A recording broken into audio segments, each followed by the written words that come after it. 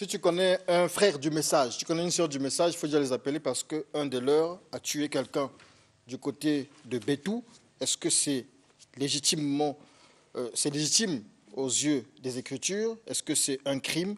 Affaire à suivre. Le temps pour moi de parler de la culpabilité avec le pasteur Pascal Oweli qui nous dit comment guérir sa culpabilité. Vous êtes un peu comme les coachs. Bonjour, M. Diaz. Bonjour, homme de Dieu. En fait, il y a beaucoup de personnes qui, de nos jours et dans notre société, vivent avec des consciences pleinement souillées, une vie de culpabilité.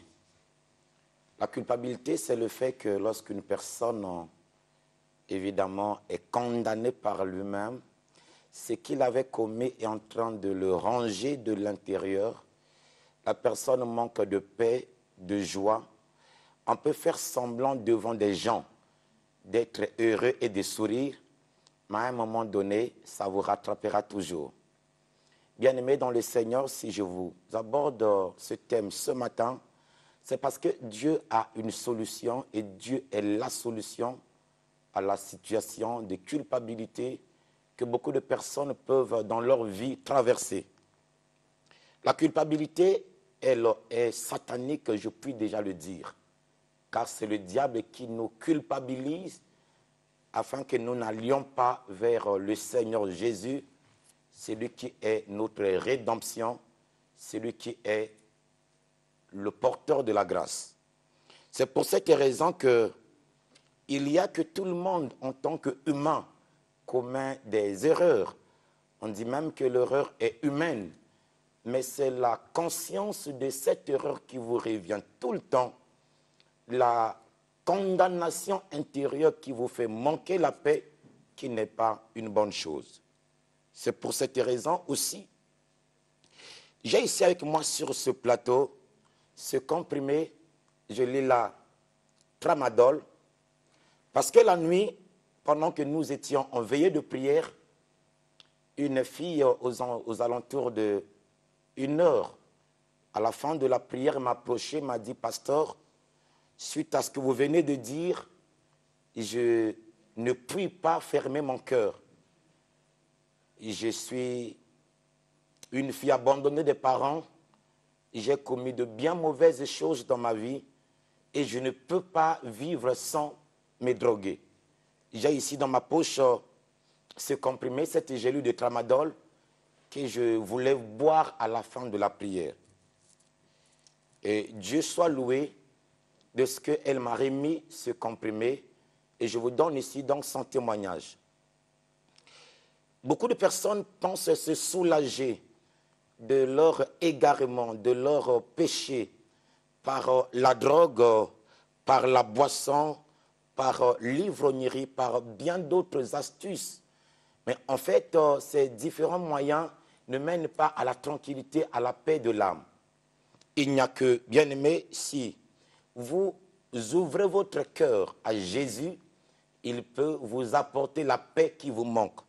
Combien de personnes ont volé, ont violé, ont empoisonné des gens, ont torturé des gens, et je dirais même dans les couples, ont trahi, ont eu des enfants venant de l'extérieur, mais ne l'ont jamais avoué et sont chaque jour, chaque nuit, chaque matin, chaque midi, tourmentés par leur propre conscience. On ne sera jamais parfait.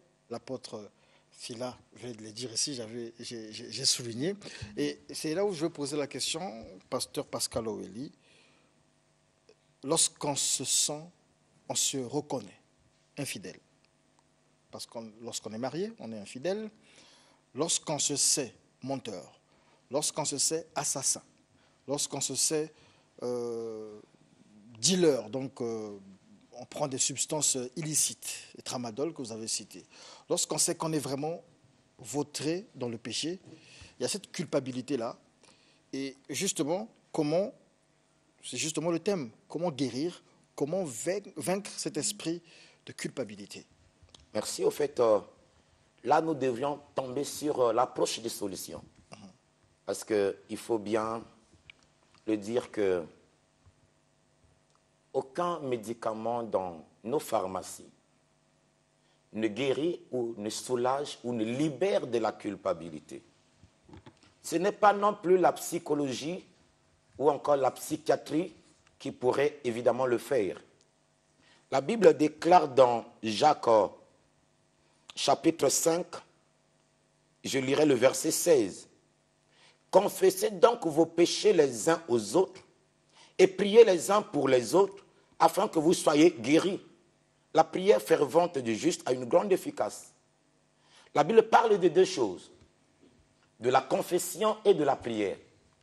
Beaucoup sont dans leur maison et ne veulent pas approcher les hommes de Dieu pour confesser de leurs fautes, de leurs crimes, de leurs erreurs ou de leurs bêtises. Devant Dieu ou bien devant les hommes de Dieu? On confesse devant Dieu, mais aussi devant les hommes de Dieu, puisque la Bible dit « Priez pour vous les uns les autres ». Un peu comme on fait chez les catholiques, on va chez le prêtre, on va se confesser. Je ne parle pas d'une certaine église, je parle de la parole de Dieu et j'y reste. Pour faire comprendre aux gens. Bon, disons, on peut aussi faire ça, non? Le parallélisme, c'est vous qui le détaillez. Moi, je parle de ce que la parole me dit et elle me demande. Elle me demande que si on a fait du mal, on se sent coupable, on reconnaît qu'on a mal fait. D'ailleurs, la Bible dit que ceux qui se sont à l'époque repentis, ils venaient avec leur livre de magie et on en brûlait devant tout le monde. Pourquoi est-ce qu'aujourd'hui, cette fille, par exemple, qui vient à l'église avec des tramadol dans la poche, et donc après le culte, elle s'en serait servie et tranquillement, le matin, elle passe le culte. Bien aimé, si vous ne confessez pas, vous ne pourrez pas avoir du secours et le recours. Amen. Vous savez, la Bible dit quoi? Jésus-Christ, il est notre avocat auprès du Père. Lorsqu'on a commis quelque chose, on l'explique à son avocat qui sait comment vous en faire sortir.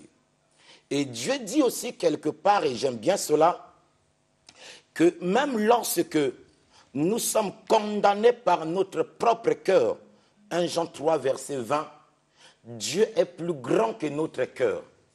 C'est pourquoi tous ceux qui souffrent de la culpabilité, des choses qu'ils n'ont jamais dites à quelqu'un, des choses qu'ils n'ont jamais avouées, parce qu'ils se disent que si je le dis, il se pourrait que ça pourrait être pire pour ceux qui entendront ce que je dirai.